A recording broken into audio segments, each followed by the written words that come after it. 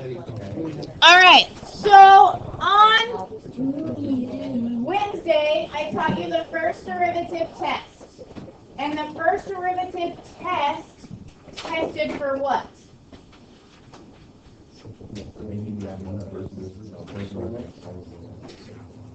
The first derivative test helped us find what?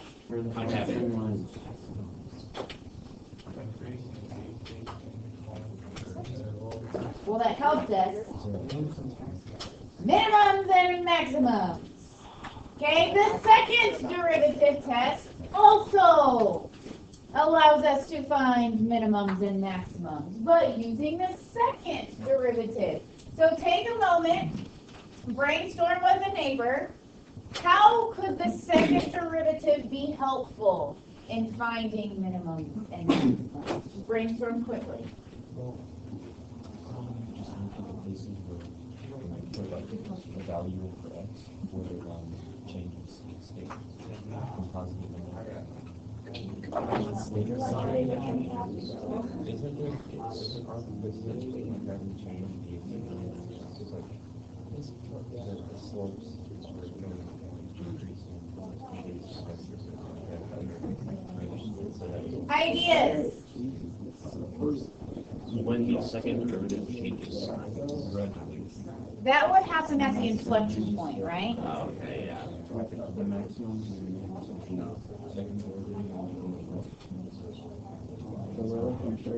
Okay, let me ask you this. If the derivative is 0, what is always going to be true about the concavity of a maximum? Concave down, right? Can you have a minimum on concave down? What about what's going to happen on concave up? Did I just say concave up? Yes. What about concave down? Maximum, okay? As long as your derivative is 0, right? As long as there's not a corner, as long as there is concavity,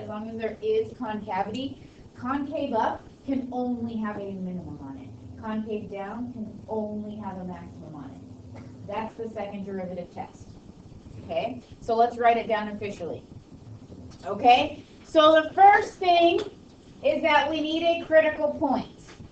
Don't feel like you have to write down every word that I have up here, but you need C is a critical point, F prime of C is 0.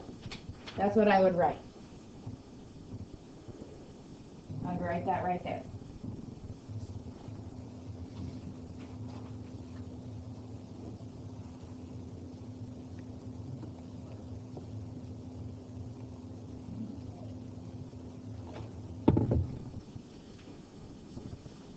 As long as the second derivative exists,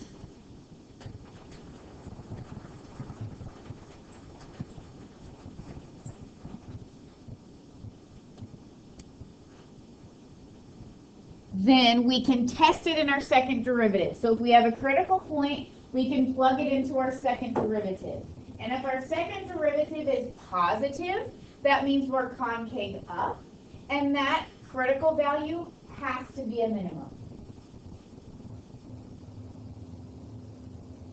We plug it into the second derivative, and our second derivative is positive. That means we are concave up, and that has to be a minimum. And vice versa. If we plug it into the second derivative, and our second derivative is negative, that means concave down, and we must have a maximum.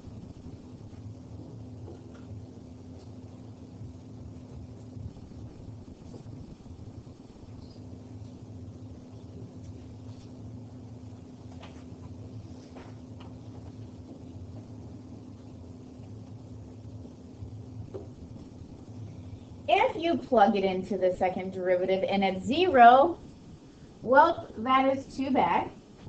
It's not going to tell you anything, and you're going to have to resort to the first derivative test.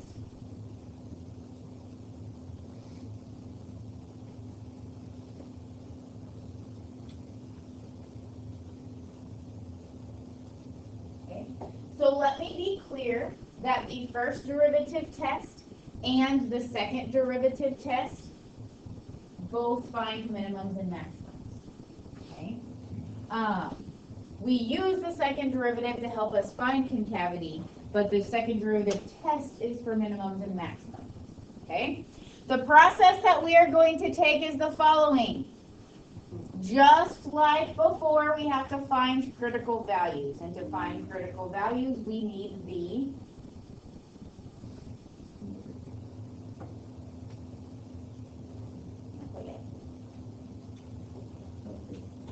the first derivative to find critical values.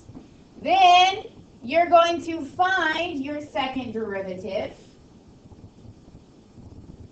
and evaluate your second derivative at the critical values.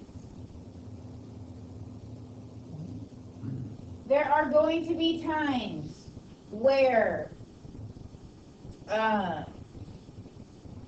the first derivative test is faster. There are going to be times where the second derivative test is faster. The only thing that is unfortunate about the second derivative test is that it doesn't always work. But the first derivative test always works. Okay? So, we're going to do two examples together, okay? Here's our first one.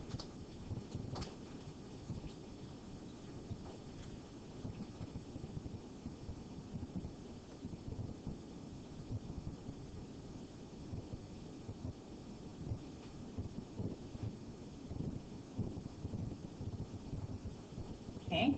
The first thing we need are our critical values. So let's find the first derivative. Our first derivative would be negative 4x cubed plus 12x squared plus 16x. We're going to have to find where this is 0. We don't have to be worried about undefined because it's a polynomial. Okay, we're going to have to factor, but before we do, let's go ahead and factor out a negative 4x.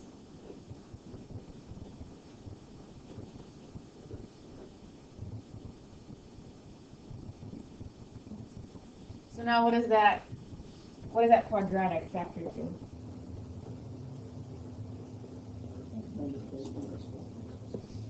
X minus 4x plus 1.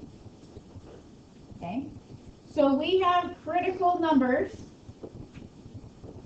of 0, 4, and negative 1.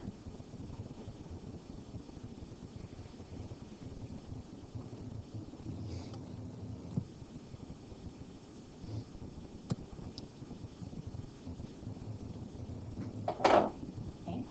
So now what we're going to do is we're going to find the second derivative. All right, well, if our first, I'll go back to here. Ugh, do not go back to here. Go back to the nice, big polynomial, right? So our second derivative would be negative 12x squared plus 24x plus 16. Okay. And what we are going to do is we are going to test our critical values in this second derivative to determine where we have minimums and maximums. Okay. So let's do this. We'll start off easy. If we plug in 0 to our second derivative, what would we get? We would get 16. And what kind of number is 16? It's positive. If we have a critical value where we have concave up, that means we have a, okay, so we have a relative minimum at x equals 0.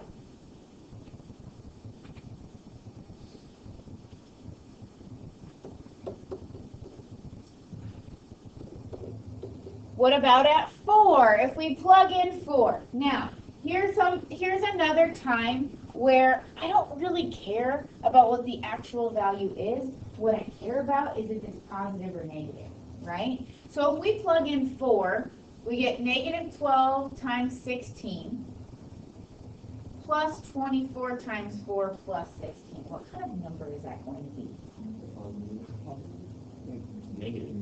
I'm pretty sure negative 12 times 16 is going to be bigger than these added together, don't you think? Okay, so this is going to be a negative number. Well, if we have a critical number at a place where we are concave up, I mean, use your hand, imagine it. What do we have? Oh, we're concave down, I'm sorry, negative. Concave down, what do we have? We have a relative maximum.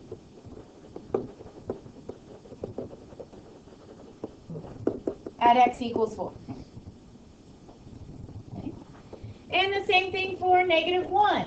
If we plug in negative 1, we would get negative 12 minus 24 plus 16. I don't care what that number is, but we know that it is negative. And if we have concave down in a critical number, that critical number must be a relative maximum.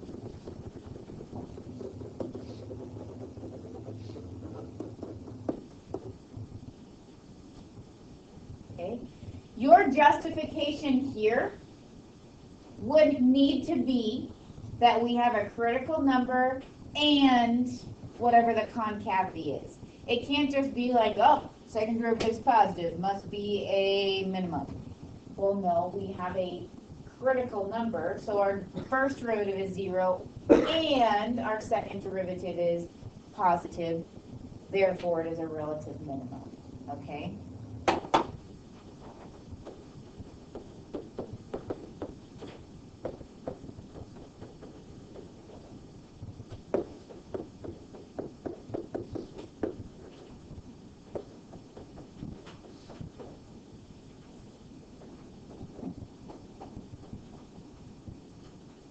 Okay, so your justification, like for these two, would be that, well, like f of 4 or f of first derivative is 0 and the second derivative is positive, therefore we would have a maximum. Oh, sorry, I did that sign wrong. There, that would be better. Okay. If I wanted the actual coordinates, where would you plug 0, 4, and negative 1 into? The original function. Okay.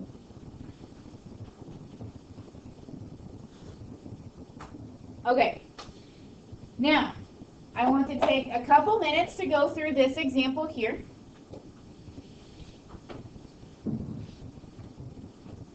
Okay. It's another quick one because it's nice and polynomial, right? No matter what, if we're finding minimums or maximum, we have to have critical values. So we need our first derivative.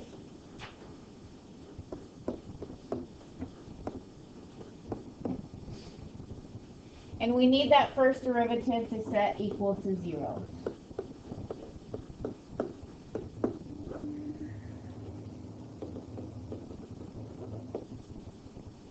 Okay, do you agree with my algebra here?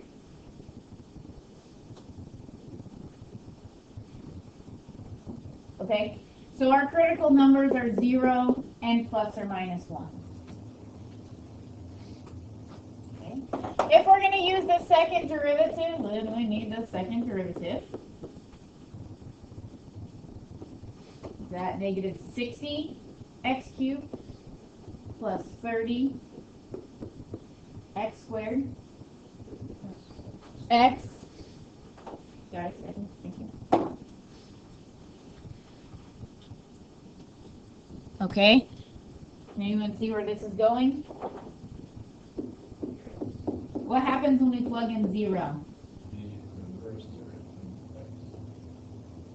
If our second derivative is 0, it's not going to tell us if it is a minimum or maximum. Okay, what could be happening is a number of things. But in this case, the second derivative test fails, and you would have to resort back to the first derivative test. Pardon the interruption. This is Mr. Van Akron. One quick announcement involving